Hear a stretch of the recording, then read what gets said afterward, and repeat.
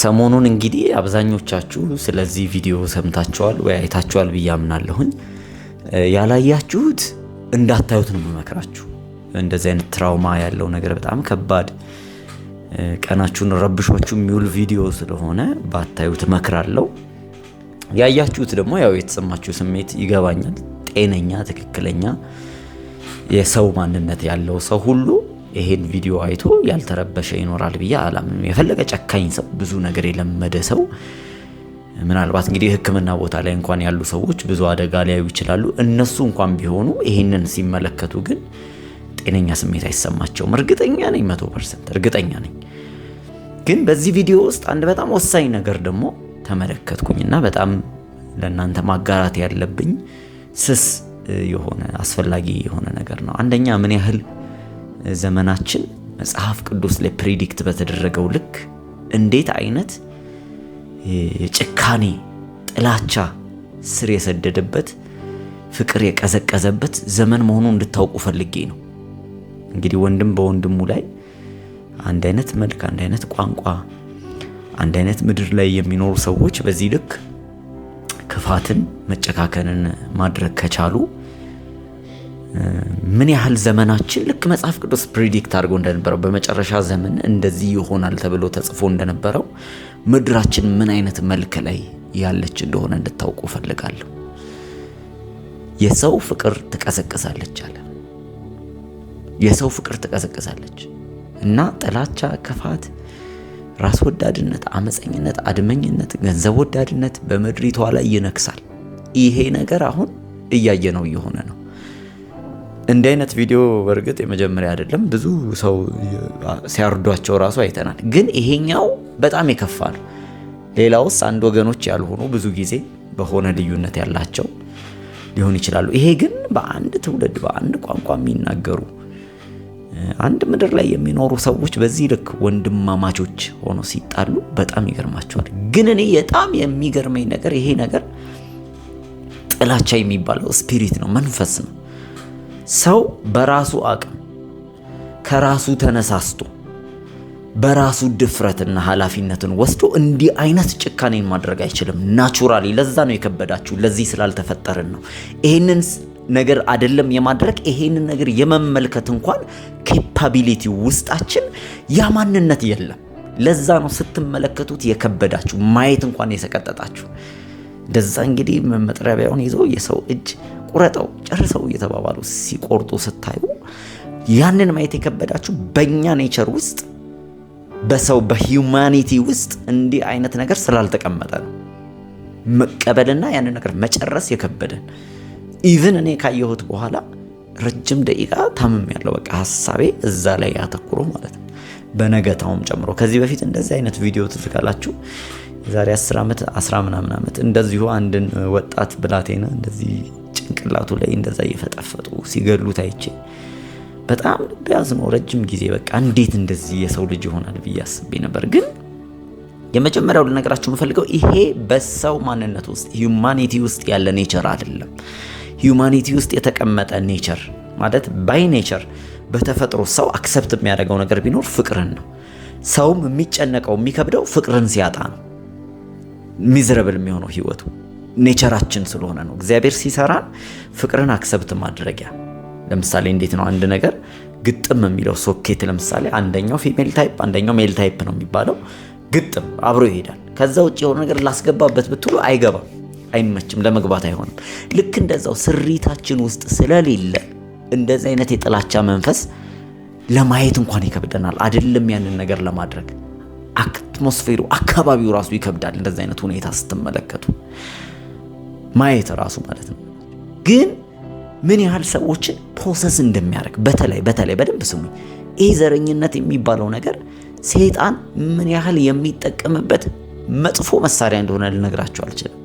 ከሂዩማኒቲያችን ከናቹራል ማንነታችን አውጥቶ ሰዋዊ ያልሆነ አጋንንታዊ የሆነ ባህሪን ያላብስብናል። ጥላቻ ማለት በዋናነት የአጋንንት ባህሪ ነው። ባይዘው ፕሮሰስ ቢሆኑ ሰዎች ናቸው ያንን የሚተገብሩት። ታውቃላችሁ ብዙ ሰዎችን እንደተቆጣጠረ ይሄ መንፈስ የጥላቻ መንፈስ ይባላል። ሰይጣን ለመጀመሪያ ጊዜ በኤደን ገነት የነበሩ ቤተሰቦችን ሚዘረብል ያደረገው ላይፋቸውን ከኤደን ከእግዚአብሔር ከተለዩ በኋላ በዚህ መንገድ ነው። ቃየል ውስጥ ይሄን ነፍሰ ገዳይነትን፣ ጥላቻን፣ ቅንዓትን መንፈስን ያስቀመጠበት። ቃየል ለመጀመሪያ ጊዜ ማንም ሰው ሰውን ሲገድል አይቶ አያውቅም። ነገር ግን ወንድሙን ከአንድ ማህፀን የወጣውን አቤልን ምን አደረገው ይላል? ና ወደ ሜዳ እንሂድ ብሎ ገደለው ይላል። የመጀመሪያው ነፍሰ ገዳይ ቃየል። በቃየል ላይ ግን ፕሮሰስ ያደረገው ስፒሪት አለ፣ ሰይጣን አለ። ከእግዚአብሔር ጉያ ነጠላቸውና ይቆጣጠራቸው ጀመር። ከዛ በሙሉ የቃየል ዘር ማንዘሮች አንደኛ የዘሩትን ማጨድ ቀጠሉ። በሙሉ ትዕቢተኛ፣ እምቢተኛ፣ በቃ 2 ሚስት ምናምን ማግባት የጀመሩት እነሱ ናቸው። ከዛ እኔን የገደለ እንደዚህ ጊዜ ምናምን እያሉ እግዚአብሔር ግን ለቃየል ነግሮት ነበር። ኃጢአት በደጅህ እያደባች ናት፣ ንገስባት አለው፣ ተቆጣጠራት አለው። አንብቡት እናንተ ዘፍጥረት ምዕራፍ 4 ላይ በደንብ በግልጽ ይሄን ሐሳብ ያስቀምጣልና ንገስባት፣ በደጅህ እያደባች ነው፣ እየዞረች ነው፣ ልትቆጣጠር ትፈልጋለች እያለው ነው። ስለዚህ ምን ያህል የሰውን ጭካኔ የምታዩት ይሄ በሰዎቹ ላይ አትፍረዱ። ከነሱ ጀርባ ፕሮሰስ የሆነ ስፒሪት አለ ማለት ነው። ይሄ ግን አለ የሚገርመው ይሄ ነው። በነሱ ውስጥ ይሄንን በሚመለከቱ ውስጥ እንኳን መንፈሳዊ ጥበቃ ከሌላችሁ አክሰስ ያደርጋችኋል። ጥላቸው ውስጣችሁ ሊገባ ይችላል። ተመልከቱ። ለምሳሌ ይሄንን ሰው ስትመለከቱ ምንድነው ሁላችሁም ውስጥ የተሰማችሁ? ብታገኙት ስልጣን ቢኖራችሁ ምንድነው የምታደርጉት? እርግጠኛ ነኝ አብዛኞቻችሁ ቪዲዮን ያያችሁ ሰዎች አስገድሏለሁ፣ እኔም እጁን አስቆርጠዋለሁ ምናምን ያላችሁት ለምን መሰላችሁ? ተመሳሳይ የጥላቻ ስፒሪት እናንተንም አታክ ማድረግ ይጀምራል። ብዙዎቻችን እውነቱን ልንገራችሁ ህግ ስለሚይዘን ነው እንጂ አጋጣሚውን ብናገኝ ህግ ባይዘን ችሎታው ቢኖረን አቅሙ ኃይሉ ቢኖረን ብዙ ሰው ገለናል፣ አጥፍተናል። ያ የጥላቻ መንፈስ እኛን በቀላሉ ይቆጣጠረናል። ከኔቸራችን ውጪ እንድንኖር የሚያደርገን የኃጢአት ስፒሪት ብዙ ሰዎች ላይ ተቀምጦ አብሮ መኖር ይችላል። የሰይጣን አሰራር እንዴት መሰላችሁ? እየተያያዙ ነው የሚሰራው። ቅናት ከጥላቻ ጋር አብሮ ይሰራል። ስፒሪቶች ናቸው፣ መናፍስቶች ናቸው። ጥላቻ ከቂም ጋር ከበቀልተኝነት ጋር አብሮ ይሰራል። በየዓለማችን የተለያየ ክፍል አገራችን ውስጥ እኛ በተለይ ወደዛ ወደ ሰሜኑ መስመር ላይ አብዛኛው እስር ቤት ውስጥ ጉብኝት እናደርጋለን፣ ለጸሎት እንሄዳለን፣ ወንጌልን ለመናገር እንሄዳለን። አብዛኛው የታሰረው እዛ ውስጥ ያለው ማለት ነው ተበቃይ መንፈስ ይዟቸው ነው። በዛ አካባቢ በተለምዶ ምን የሚባል ነገር አለ? አንድ ሰው ካንተ ቤተሰብ ከሞተ በቀልተኛ መሆን አለበት፣ ሌላውን ሄደ መበቀል አለበት የሚል ነገር አለ። እና ምላሻችን ራሱ የሰይጣንን የጦር ዕቃ አንስተን ነው የምንጠቀመው። እዛ ጋንን ክፉ ነው፣ ጨካኝ ነው፣ እንዴት እንዲያደርግ የምትሉትን እናንተም ታረጉታላችሁ እዚህኛው ላይ። ለምን? መንፈስ ነው፣ ስፒሪት ነው እየተላለፈ ያለው። ያንን ያለ ማድረግ አቅም የለንም። ሰይጣን መቆጣጠር ይፈልጋል። መንፈስ ነው፣ በቃ ከኔቸራችን ከሂዩማኒቲያችን ከእግዚአብሔር መልክና አምሳል ውጪ እኛን ሊቆጣጠር ሊገድለን ነው የሚፈልገው። ዮሐንስ ወንጌል ምዕራፍ 10 ቁጥር 10 ላይ ሌባው ሊሰርቅ ሊያርድ ሊያጠፋ ይመጣል እንጂ ሌላ ለምንም አይመጣም ማለት። ሰይጣን እድሉን ቢያገኝ ከዚህ በላይ ከታትፎ ነው የሚያጠፋ። ከታትፎ ጨረጋግዶ ነበር የሚጨርሰን። የክፋቱ ጥግ ከዚህ በላይ በእኛ ላይ ማሳየት ይፈልጋል። እቺ ምንድናት? እንዲሁ እድሉን ቢያገኝ እንዴት አድርጎ እንደሚያጠፋችሁ እና ለመጀመሪያ ጊዜ በቃየል ላይ ነው ይሄንን ስራ የሰራው፣ ወንድሙን ያስገደለው እና የቃየል ደም ጮኸ ይላል መጽሐፍ ቅዱስ ላይ። ለዛ ነው ሁላችሁም የደነገጣችሁት ደሙን ስታዩ፣ እጁ ተቆርጦ ስታዩ ያ ደም ምንድነው? ጮኸት አለው። ውስጣችን ይረበሻል ስንመለከት። እና እንደዛ ነው የአቤል ደም የጮኸው ለመጀመሪያ ጊዜ። ግን በዚህ ውስጥ ደግሞ አንድ ሌላው ወሳኝ ሆኖ የተማርኩት ነገር ምንድነው? የሰው ልጅ በዚህ ምድር ላይ እስከኖርን ድረስ በእውነት ብንሞት የማይቆጨን ብንኖር የማይቆጨን ዋጋ ብንከፍል እኔ በሆን ያ ሰው ብዬ አስቤ የማይቆጨኝ ለአንድ ነገር ብቻ ነው። ስለ እግዚአብሔር ብዬ የምኖረው ህይወት፣ ስለ ጌታ ብዬ የምደረገው ነገር ምንም አይቆጨኝም። ማንም ምንም ቢያደርግብኝ፣ ማንም ጭካኔውን ጥግ ቢያሳየብኝ እማልቆጨው ስለ ጌታ ብዬ በማደርገው ጉዳይ ነው። ሌላ ምንም ነገር ዋጋ መክፈል አልፈልግም በህይወቴ ላይ። ስለ ጌታ ግን ብዬ ምንም አይነት ዋጋ ቢያስከፍለኝ ምንም አይመስለኝም። ለምን ሲባል የከበረ ዓላማ ነው። ምንድነው ዓላማ? ለምንድነው እንዲህ ዋጋ የምትከፍለው? ለምንድነው እንደዚህ የምትሰቃየው ብትሉኝ ስለ ጌታ ኢየሱስ ክርስቶስ ነው እላለሁ። በጣም ብዙ ቦታ ላይ ብዙ ከተማዎች ላይ አጋጥሞናል። ሰዎች በጥላቻ ድንጋይ አንስተው በድንጋይ ሊበረቅሱን ሲፈልጉ በጥላቻ ሲማቱን ቢችሉ ቢገሉን ሕግ ባይኖር ብዙ አጋጥሞኛ ያቀር ግን ውስጤ ፍርሃት የለም። ለምን ሲባል ዋጋ እየከፈልኩለት ያለው ነገር ይገባዋል።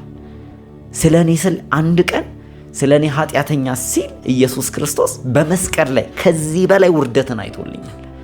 ከዚህ በላይ እናንተ የሰው እጅ ሲቆረጥ አይታችሁ ተሳቀቃችሁ፣ ለሰውየው አዘናችሁ፣ ሰቀጠጣችሁ አይደል? ኢየሱስ ክርስቶስ ቆዳው ከላዩ ላይ የተነሳ በአጥንትና በድንጋይ የታሰረ ጅራፍ ነው በጀርባው ላይ ሲያርፍ የነበረው። እሾክ ጭንቅላቱ ላይ አድርገው የእሾህ አክሊል በመቃን መቱት ይላል። እንዴት የሚዘገንን ነገር እንደሆነ ደግሞ ምንም ያላጠፋ ንጹህ እንከን የሌለበት ቅዱስ ለማየት እሱን የሚከብድ ጌታ በፊቱ እንደሞተ ሰው የሚኮንለት መላእክቶች የሚንገበገቡለት የሰማይ ውበት የእግዚአብሔር ልጅ የሆነ ሰው ተዋረደ ስለኔና ስለናንተ። እርቃኑን ተገፎ የተንጠለጠለው እንደ ወንበዴ እንደ ተረገመ ሰው ራቁቱን በመስቀል ላይ ተንጠልጥሎ የደሙን ጥብጣቢ እስኪያልቅ ድረስ መስቀል ላይ ሞቶላችኋል። ለእናንተ ሲል እጅ አይደለም ያጣው፣ ሞቶላችኋል። ለእኔና ለእናንተ ለኃጢአተኞች ሲል ተስፋ ለሌለን ለኛ ማለት ነው። ምንም ለማይገባን ለኛ ከዚህ በላይ በመስቀል ላይ ዋጋ ከፍሎልናል። እና ምን ያህል የክርስቶስ ፍቅር ጥልቅ እንደሆነ የክርስቶስ መከራውን ጥልቀት አንደርስታንድ እንዳደረግ እንደዚህ አይነት ነገር ሳይ ወዲያው እሱ ነው የሚመጣብኝ። በቃ ጌታ ሆይ አንተ ለኔ የከፈልከው እኮ ዋጋ እጅግ የከበረ ነገር ነው። አንተ ስለኔ የሆንክልኝን አይቼ ለአንተ ምን ባልሆንልህስ? አስቡት፣ ለኔና ለናንተ ተራ ለሆነን ሰዎች ይሄን እንኳን ክፉ ነገር ሲሰራ ያያችሁትን ሰው ጭካኔውን ሲገልጥ ያያችሁትን ሰው እንኳን ጌታ ኢየሱስ ይሞትለታል። ለኔም ለናንተ ይሞትልናል። ሁላችን ደግሞ አንድ ነን ስላልተገለጠ እንጂ በልባችን ውስጥ መጽሐፍ ቅዱስ ወንድሙን የሚጠላ ነፍሰ ገዳይ ነው ይላል። እድሉን ስላላገኘን አቅሙ ስለሌለን ሕግ ስለሚቆጣጠረን ነው እንጂ ብዙዎቻችን በልባችን ሰዎችን እምሽክ አድርገን እንገድላለን። ለኛ ለእንደዚህ አይነት ክፉ ሰዎች እሞትለታለሁ ብሎ ራሱን የሰጠልናል ጌታ ኢየሱስ ማለት ነው። እኔ እናንተም እንድትሰማችሁ አላቅም። እኔ ግን ይሄ ነው ፊል ያደረኩት። በእውነት በዚህ በዘመን መጨረሻ አሟሟታችን እንኳን እንዴት እንደሆነ የማናቅ ምስኪን ተራ ሰዎች ነን። ዘመን በከፋበት፣ ፍቅር በጠፋበት፣ ትውልድ ሁሉ ራስ ወዳድ በሆነበት፣ ነገሩ ሁሉ እየጦፈ ባለበት በዚህ ዘመን ወደ ጌታ መጠጋትን የሚያክል ትልቅ ነገር የለም። በእውነት እህትና ወንድሞቼ ሁሉ ነገር አላፊ ጠፊ ነው። አፈር የሚበላው የሚሞት የሚቀር የሚቀየር ነገር ሁሉም ሰው ይከዳል፣ ይተዋል። ዘመን ሲቀየር የማይቀየር ነገር የለም። ጊዜ ሲቀየር እድሜ እንኳን ይከዳችኋል። ሌላውን ተውት፣ የራሳችሁ ሰውነት ይጎብጥባችኋል። ሳትፈልጉት ቀን ሳትቀጥሩለት ይደክማል ጉልበታችሁ። ድንገት ከዘራ ያስፈልጋችኋል፣ እንጨት ያስፈልጋችኋል። ነገር ሁሉ በሚዘብጥበት በዚህ ዘመን አንድ ምክር ልምከራችሁ። መጽሐፍ ቅዱስ መክብብ መጽሐፍ ላይ ይለዋል፣ በጉብዝና ወራት ፈጣሪህን አስብ፣ ደስ አያሰኙኝም የምትላቸው ቀኖች ሳይመጡ በፊት፣ ጉልበት ሳይላሽ በፊት፣ የወፍጮ ድምፅ ሳይሰማ አለ ሳይጮህ በፊት። ስለዚህ አንድ ምክር ልምከራችሁ፣ ከጌታ ጋር ያላችሁን ሩጫ አስተካክሉ። ይሄ ትክክለኛው ጊዜ ነው። ከእግዚአብሔር ጋር ያለንን ነገር የምናስተካክልበት። እንደዚህ አይነት ጭካኔ ስታዩ ከዚህ ከሚጠላን ከክፉ ጠላት የምናመልጥበት ብቸኛ መሸሸጊያ መንገዳችን በምንም አይነት ሁኔታ ማንነታችንን ሳያይ፣ ዘራችንን ሳያይ፣ ባህሪያችንን ሳያይ፣ ከሃዲነታችንን ሳያይ ሊወደን የሚችል ኢየሱስ ጋር መሸሸግ ብቸኛ መፍትሄ ነው። እመኑኝ፣ ሰይጣን እድሉን ቢያገኝ ዛሬ ማታ አያሳድራችሁም። ከታትፎ ነው የሚጨርሳችሁ። ለጥፋት ለእርድ ነው የሚያቀርባችሁ። የኔ ጌታ ግን ሊገድለን የተዘጋጀ ሊያጠፋን የተዘጋጀ ሳይሆን የሞተልን፣ ማንም ባልተጠጋን ሰዓት የሞተልን ጌታ ኢየሱስ ይባላል። እና ለኔና ለእናንተ ለኃጢአተኞቹ ይህንን ዋጋ ከፍሎ የሞተውን ኢየሱስን በምንም ዋጋ ከፍላችሁ ብትከተሉት ኢትስ ወርዚ። ሌላው ሁሉ እውነቴን ነው የምላችሁ ይከዳችኋል። ሌላው ሁሉ ከዲታ ነው። እናንተ ራሳችሁ የምትታመኑ አይደላችሁም። ሌላውን ተውትና ነፍሳችሁን ግን በእግዚአብሔር አሳልፋችሁ ስጡ። ፍርሃት አልባ የሆነ ሞትን ሳትፈሩ በነፃነት ልትኖሩ ጌታ ኢየሱስ ነፃ አውጥቷቸዋል። ኢየሱስ ጌታ ነው። ከዚህ በላይ ወንጌል የለም። በቃ የሞተላችሁን ማሰብን የሚያክል ትልቅ ነገር የለም። ስለሱ መኖርን የሚያክል የተወደደ ነገር የለም። ስለዚህ በዚህ በዘመን መጨረሻ ላይ አጥብቄ እንደገና ላስታውሳችሁ ፈልጋለሁ። ስለ ኃጢአታችሁ በመስቀል ላይ የተዋረደውን፣ የቆሰለውን፣ የደማውን፣ ልብሱን ርቃኑን ተደርጎ የተገፈፈውን፣ የተገረፈውን የሞተላችሁን ኢየሱስ ክርስቶስን አጥብቃችሁ እንድትይዙ ለምናችኋለሁ። በጉብዝናችሁ ወራት ሌላ ለምንም ነገር አንገብግባችሁ እንዳትሮጡ፣ ምንም ዋጋ እንዳያስከፍላችሁ። ምንም ነገር ትዳር ቢሆን ቤተሰብ ቢሆን ከክርስቶስ አይበልጥም። አገር ቢሆን ከክርስቶስ አይበልጥም። ሁሉ ይቀየራሉ፣ ይቀራሉ። እናንተ ራሳችሁ ጥላችኋቸው ነው የምትሄዱት። ነገር ግን ከዚህ ምድር በኋላ የምትገናኙበት ስፍራ አለ። ንጉሱ ፊት ትቆማላችሁ። ከዚህ ምድር በኋላ ከክርስቶስ ጋር አካሄዱን ያላደረገ ሰው የሚጠብቀው መከራ በጣም ጥልቅ የሆነ መከራ ነው። ስለዚህ አካሄዳችንን ከጌታ ጋር እንድናረግ አሳስባችኋለሁ። በዚሁ አጋጣሚ እግዚአብሔርን ስለመፍራት፣ ቀን ሳለ ጌታን ስለመከተል፣ በጉብዝና ወራት ጌታን ስለመፈለግ አንድ ወሳኝ መጽሐፍ ጽፌያለሁ። ቀጥሎ ምን ላደርግ ይላል ላሳያችሁ።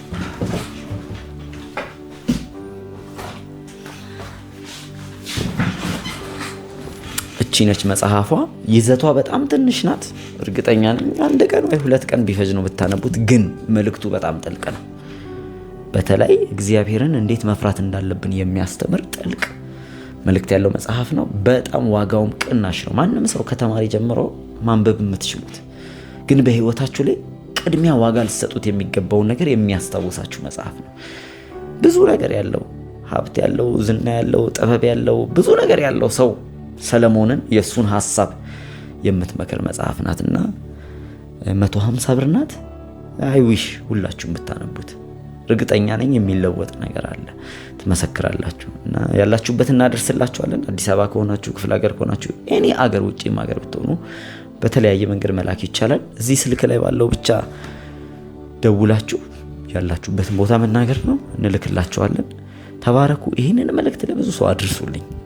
በተለይ በቃ የሞት ፍርሃት ላለባቸው፣ ወንጌልን መስማት አለባቸው ብላችሁ ለምታስቡት ለ10 ሰው ብቻ አድርሱልኝ። በተረፈ በጣም ነው የምወዳችሁ። መልካም ጊዜ ሆነላችሁ። ተባረኩ።